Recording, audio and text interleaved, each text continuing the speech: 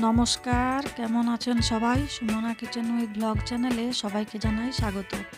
বন্ধুরা, আজকে আমি আপনাদের সঙ্গে শেয়ার করব দারুণ স্বাদের একটি রেসিপি, ডিমের পাতুরি। এই রেসিপিটি আপনারা একমাত্র গরম ভাতেই খেতে পারবেন। এর স্বাদ যেমন অপূর্ব, গন্ধ অতুলনীয়। এই রেসিপিটি যদি আপনাদের ভালো লাগে তাহলে কমেন্টের মাধ্যমে অবশ্যই জানাবেন। আমার চ্যানেলে নতুন বন্ধুদের জানাই স্বাগত, আর যারা চ্যানেলটিকে সাবস্ক্রাইব করে আমার পাশে আছেন তাদের জানাই অসংখ্য ধন্যবাদ।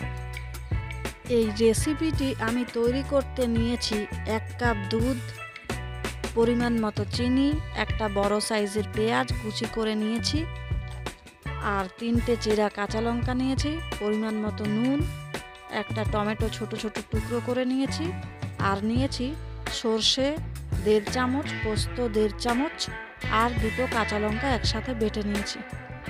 আর এখানে এখন আমি 3টে ডিম নিয়েছি, সে ডিমগুলোকে এখন সেদ্ধ করতে দেব। আর ডিমগুলো যাতে খুব তাড়াতাড়ি সেদ্ধ হয়ে আসে সেই জন্য আমি অল্প সামান্য নুন এর মধ্যে দিয়ে সেদ্ধ করে নেব। দেখুন, আমার ডিমগুলো এখন সেদ্ধ হয়ে এসেছে। ডিমের খোসাগুলো ছাড়িয়ে নিচ্ছি।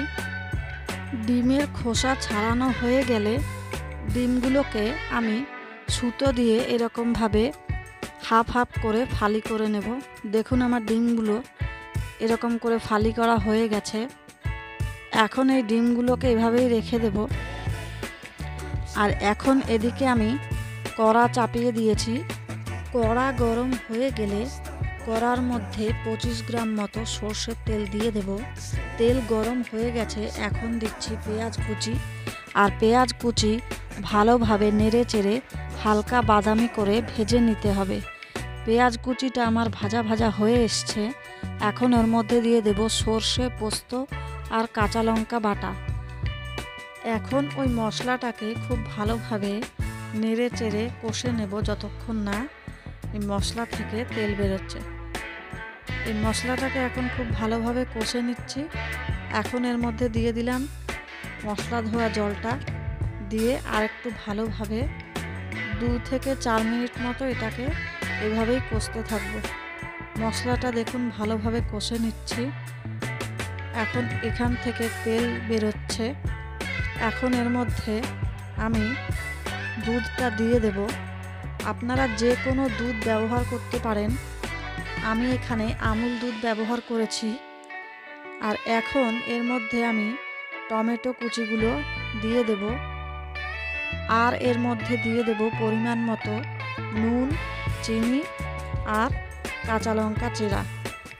এখন এই মশলাটাকে ভালোভাবে নেড়ে চেড়ে নেব। নিয়ে এর মধ্যে ওই ফালি করা ডিমগুলো দিয়ে আরও 2 মিনিট মতো এইভাবেই মশলাটাকে ফুটতে দেব। দেখুন, আমার রেসিপিটি রেডি। তাহলে আজকের এই ডিমের পাতুরি রেসিপিটি যদি সবার ভালো লাগে তাহলে আমার চ্যানেলটিকে সাবস্ক্রাইব করবেন, আর একটা লাইক, শেয়ার ও কমেন্ট করবেন। তাহলে আজকে এ পর্যন্তই। ধন্যবাদ।